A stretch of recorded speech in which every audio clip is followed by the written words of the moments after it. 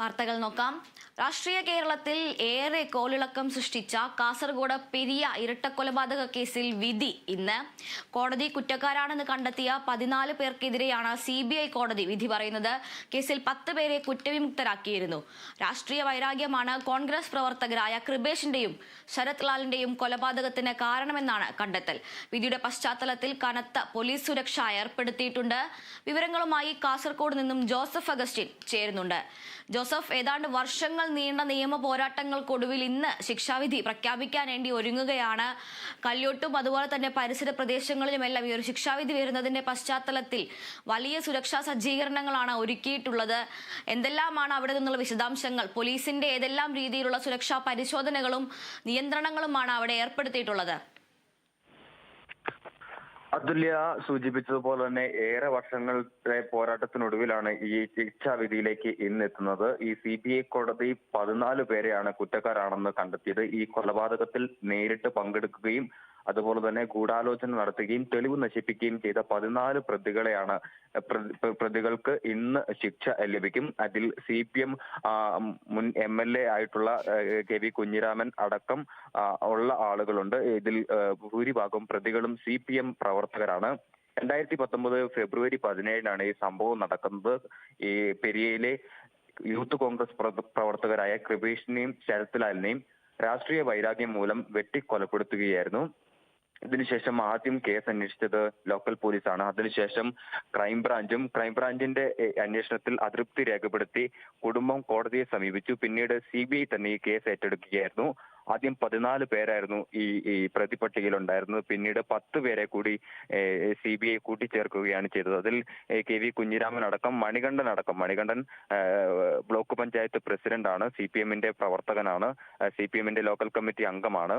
അങ്ങനെ ഈ 10 പേരെ കൂടി ഉൾപ്പെടുത്തുകയായിരുന്നു. വിചാരണ നടപടികൾ പൂർത്തിയാക്കിയതിനു ശേഷം കഴിഞ്ഞ 28-ന് കോടതി ചേർന്നിരുന്നു. കോടതി ചേർന്ന സമയത്ത് 10 പേരെ കുറ്റവിമുക്തരാക്കിയിരുന്നു.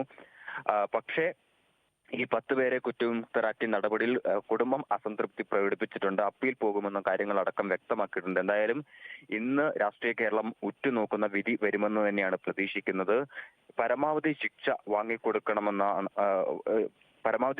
വാങ്ങിക്കൊടുക്കുമെന്നാണ് പ്രോസിക്യൂഷൻ അടക്കം വ്യക്തമാക്കിയിട്ടുള്ളത്. കുടുംബത്തിന്റെ ആഗ്രഹവും അത്തരം തന്നെയാണ്. ഇനി ഇത്തരത്തിലൊരു കൊലപാതകവും രാഷ്ട്രീയ കൊലപാതകവും കേരളത്തിൽ ഉണ്ടാകാൻ പാടില്ല. അതുകൊണ്ട് മാതൃകാപരമായിട്ടുള്ള ശിക്ഷ ഇവർക്ക് നൽകണമെന്നാണ് ആവശ്യപ്പെടുന്നത്. എന്തായാലും ഇന്ന് 11 മണിയോട് കൂടി ആദ്യ കേസായി തന്നെ പരിഗണിക്കുമ്പോൾ രാഷ്ട്രീയ കേരളം ഉറ്റുനോക്കുന്ന വിധി CBI കോടതിയുടെ ഭാഗത്തു നിന്നുണ്ടാകുമെന്ന് തന്നെയാണ് പ്രതീക്ഷിക്കുന്നത്. അതിൽ ആദ്യം സൂചിപ്പിച്ചതുപോലെ തന്നെ ഈ പെരിയയിലും കല്യോട്ടും പരിശോധനകൾ കർശനമാക്കിയിട്ടുണ്ട്, നിയന്ത്രണങ്ങളും കർശനമാക്കിയിട്ടുണ്ട്. പരസ്യ പ്രകടനങ്ങൾക്കടക്കം പോലീസ് വിലക്കേർപ്പെടുത്തിയിട്ടുണ്ട്. അതായത് സംഘർഷ സാധ്യത ഒഴിവാക്കാൻ വേണ്ടിയിട്ടാണ് ഇത്തരത്തിൽ പ്രകടനങ്ങൾ അടക്കം ഒഴിവാക്കണമെന്നൊരു നിർദ്ദേശം പോലീസിന്റെ ഭാഗത്തുനിന്ന് ഉയർന്നിട്ടുള്ളത്. ഈ കണ്ണൂരിൽ നിന്നും അതുപോലെ തന്നെ കാസർഗോഡ് നിന്നും ക്യാമ്പിൽ നിന്നുള്ള പോലീസുകാരെയും അതുപോലെ തന്നെ ജില്ലയിലെ എല്ലാ സ്റ്റേഷനിൽ നിന്നുള്ള പോലീസുകാരെയും ഈ പ്രദേശങ്ങളിൽ എത്തിച്ച് പരിശോധന കർശനമാക്കിയിട്ടുണ്ട്. വിവിധ സ്ഥലങ്ങളിൽ ബാരിക്കേഡുകൾ അടക്കം തീർത്തുകൊണ്ടാണ് ഇത്തരത്തിൽ പോലീസ് നിയന്ത്രണങ്ങൾ ഏർപ്പെടുത്തിയിട്ടുള്ളത്. പക്ഷേ ആർക്കും അങ്ങോട്ടേക്ക് എത്തിച്ചേരുന്നതിന് മറ്റ് പ്രയാസങ്ങളൊന്നുമില്ല. സംഘർഷ സാധ്യത കണക്കിലെടുത്ത് കഴിഞ്ഞ ദിവസം കളക്ടറുടെ നേതൃത്വത്തിൽ സമാധാന യോഗമൊക്കെ ചേർന്നിരുന്നു. ഈ സമാധാന യോഗത്തിൽ ഈ സോഷ്യൽ മീഡിയ വഴിയുള്ള പ്രചരണം, അപവാദ പ്രചരണം, വിദ്വേഷ പ്രചരണം, കലാപാഹ്വാനങ്ങൾ തുടങ്ങിയവ നിയന്ത്രിക്കുന്നതിനും മറ്റുമായി പ്രവർത്തകർക്കിടയിൽ ബോധവൽക്കരണം അടക്കമുള്ള കാര്യങ്ങൾ നടത്തിയിരുന്നു. മാത്രമല്ല ഈ സോഷ്യൽ മീഡിയ വഴിയുള്ള വിദ്വേഷ പ്രചരണങ്ങൾ കർശനമായും നിരീക്ഷിക്കുമെന്നും ജില്ലാ ഭരണകൂടം തന്നെ വ്യക്തമാക്കുന്ന ഒരു സാഹചര്യം ഉണ്ടായിരുന്നു. എന്തായാലും വിധി വരുന്ന പശ്ചാത്തലത്തിൽ ഈ ജില്ലയിൽ ആകെ നീളം കനത്ത സുരക്ഷ തന്നെയാണ് ഒരുക്കിയിട്ടുള്ളത്. കോൺഗ്രസ് പ്രവർത്തകരും സംയമനം പാലിക്കണമെന്ന് പ്രധാനപ്പെട്ട നേതാക്കളെല്ലാം തന്നെ ആവശ്യപ്പെടുന്ന ഒരു സാഹചര്യമുണ്ടായി. കണ്ണൂരിൽ നിന്നടക്കം കോൺഗ്രസ് പ്രവർത്തകർ ഇങ്ങോട്ടേക്ക് എത്തിച്ചേരും എന്നാണ് പ്രതീക്ഷിക്കുന്നത്. എന്തായാലും 11 മണിയോടുകൂടി വിധി കേൾക്കാൻ രാജ്മോഹൻ ഉണ്ണിത്താനും ശരത് ലാലിന്റെയും കൃപേഷിന്റെയും കുടുംബവും സ്മൃതി മണ്ഡപത്തിൽ എത്തിച്ചേരും. അതിനുശേഷം ഇവർ മാധ്യമങ്ങളോട് പ്രതികരിക്കും. വിധി കേട്ടതിന് ശേഷം മാധ്യമങ്ങളോട് പ്രതികരിക്കാമെന്നാണ് അറിയിച്ചിട്ടുള്ളത്. എന്തായാലും രാഷ്ട്രീയ കേരളം ഉറ്റുനോക്കുന്ന വിധി അത് മാതൃകാപരമായിട്ടുള്ള ഒരു വിധിയാകും എന്നൊരു പ്രതീക്ഷയിലാണ് ഏവരും ഉള്ളത്. ആ ഒരു പ്രതീക്ഷ തന്നെയാണ് കുടുംബവും പങ്കുവച്ചത്. അത്തരത്തിലൊരു വിധി ആയിരിക്കണം, മാതൃകാപരമായിട്ടുള്ള ഒരു വിധി ആയിരിക്കണം. ഇനി ഒരിക്കലും ഇത്തരത്തിലൊരു സംഭവം ഉണ്ടാകാൻ പാടില്ല എന്നുള്ളൊരു താക്കീതായിരിക്കണം കോടതിയുടെ ഭാഗത്തു നിന്ന് വരുന്ന വിധി എന്നാണ് പ്രതീക്ഷിക്കുന്നതും. അതില്ല ജോസഫ്, ഇതിലിപ്പോൾ ആദ്യ 10 പ്രതികൾക്കെതിരെ വലിയ രീതിയിലുള്ള കുറ്റങ്ങൾ ചുമത്തിയിട്ടുണ്ട്. 14 പേർക്കെതിരെയാണ് CBI കോടതി വിധി പറയുന്നത്. 24 പേരെ ഉൾപ്പെടുത്തിക്കൊണ്ട് തയ്യാറാക്കിയ കുറ്റപത്രത്തിൽ നിന്നും 10 പേരെ കോടതി കുറ്റവിമുക്തരാക്കിയിരുന്നു. അതിൽ തന്നെ ആദ്യ 8 പ്രതികളെ അവർക്കെതിരെ ചുമത്തിയിരിക്കുന്നത് കൊലപാതകം അടക്കമുള്ള കുറ്റങ്ങളാണ്. വധശിക്ഷ വരെ ലഭിക്കാവുന്ന കുറ്റങ്ങളാണ് ചുമത്തിയിരിക്കുന്നത്. ആ ഒരു സാഹചര്യത്തിൽ കുടുംബവും അതുപോലെ തന്നെ കോൺഗ്രസ് പ്രവർത്തകരും എല്ലാം പ്രതീക്ഷിക്കുന്ന ഒരു വിധി എന്ന് പറയുന്നത് ഒരുപക്ഷെ വധശിക്ഷയോ അതല്ലെങ്കിൽ വലിയ രീതിയിൽ ഏതെങ്കിലും ഇരട്ട ജീവപര്യന്തം അടക്കമുള്ള വലിയൊരു ശിക്ഷാ നടപടി തന്നെയല്ലേ അവർ പ്രതീക്ഷിക്കുന്നത്?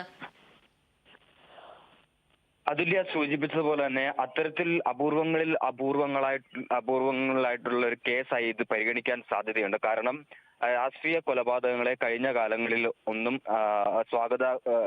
സ്വീകരിക്കുന്ന ഒരു നിലപാട് അല്ല ഈ കോടതിയുടെ ഭാഗത്തു നിന്ന് ഉണ്ടായിട്ടുള്ളത്. അതായത് ഈ രാഷ്ട്രീയ കൊലപാതകങ്ങളിൽ ശക്തമായിട്ടുള്ള ശിക്ഷ നൽകുന്നതാണ് കഴിഞ്ഞ ചില കേസുകളിൽ കാണാൻ സാധിച്ചത്. അതിന്റെ ഒരു മാതൃക ഈ കോടതിയും തുടരും എന്ന് തന്നെയാണ് പ്രതീക്ഷിക്കുന്നത്. CBI കോടതി ആയതുകൊണ്ട് തന്നെ ഇത്തരത്തിൽ കർശനമായിട്ടുള്ള ശിക്ഷ, പരമാവധി ശിക്ഷ തന്നെ നൽകുമെന്നൊരു പ്രതീക്ഷയും കുടുംബത്തിനുണ്ട്.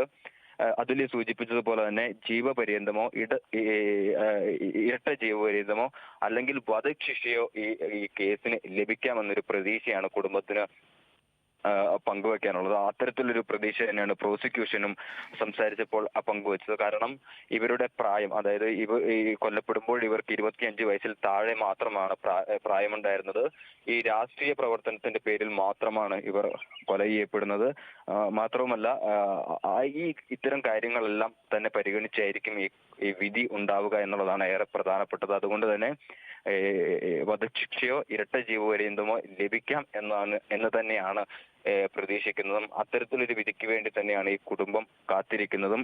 ആ ഒരു പ്രതീക്ഷ തന്നെയാണ് പ്രോസിക്യൂഷനും പങ്കുവയ്ക്കുന്നത്. ഈ ജീവപര്യന്തം ഒരു തടവ് എന്ന് പറയുന്നത് ഇനി ഇപ്പോൾ അവർ 7 വർഷം ജയിലിലായിരുന്നു. ജീവപര്യന്തം തടവ് എന്ന് പറയുമ്പോൾ 3 വർഷം കൂടി അല്ലെങ്കിൽ 4 വർഷം കൂടി തടവ് അനുഭവിച്ചു കഴിഞ്ഞു കഴിഞ്ഞാൽ അവർക്ക് വീണ്ടും സ്വതന്ത്രരായി പുറത്തേക്ക് വരാൻ സാധിക്കും. അത്തരത്തിൽ ഒരു കാര്യം കുടുംബം ആഗ്രഹിക്കുന്നില്ല. പ്രോസിക്യൂഷനും അത് വ്യക്തമാക്കിയിരുന്നു. അതുകൊണ്ട് തന്നെ ഇരട്ട ജീവപര്യന്തമോ വധശിക്ഷയോ ലഭിക്കണമെന്നുള്ളൊരു ആഗ്രഹമാണ് ഈ കുടുംബത്തിന്റെ ഭാഗത്തുനിന്നുണ്ടാകുന്നത്.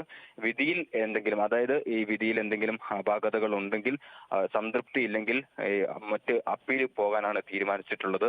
അതിനുവേണ്ടി അവർ കാത്തിരിക്കുകയും ചെയ്യുന്നുണ്ട്. ഈ 10 പേരെ കുറ്റവിമുക്തരാക്കിയ നടപടിയിൽ ഇത്തരത്തിലൊരു അസംതൃപ്തി അവർ പ്രകടിപ്പിച്ചിട്ടുണ്ട്. എന്തിന്റെ അടിസ്ഥാനത്തിലാണ് അവരെ കുറ്റവിമുക്തരാക്കിയതെന്ന കാര്യം ഇനിയും അവർക്ക് വ്യക്തത ലഭിച്ചിട്ടില്ല. അത് അടക്കം പരിശോധിച്ചതിന് ശേഷം തുടർ നടപടികളുമായി പോകാൻ തന്നെയാണ് ഈ കുടുംബത്തിന്റെയും കോൺഗ്രസ് പാർട്ടിയുടെയും തീരുമാനം. അതുകൊണ്ട് തന്നെ ഇന്ന് വിധി ലഭിച്ചതിന് ശേഷമായിരിക്കും ഈ കാര്യങ്ങളിൽ ഒരു തീരുമാനമെടുത്ത് മുന്നോട്ട് പോവുക.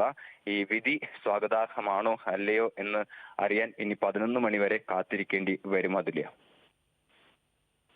ശരി ജോസഫ്, 6 വർഷം നീണ്ട നിയമ പോരാട്ടത്തിനും 20 മാസം നീണ്ട വിചാരണയ്ക്കും ഒടുവിൽ പെരിയ ഇരട്ടക്കൊലക്കേസിൽ കൊച്ചിയിലെ പ്രത്യേക CBI കോടതി ഇന്ന് ശിക്ഷാവിധി പ്രഖ്യാപിക്കും.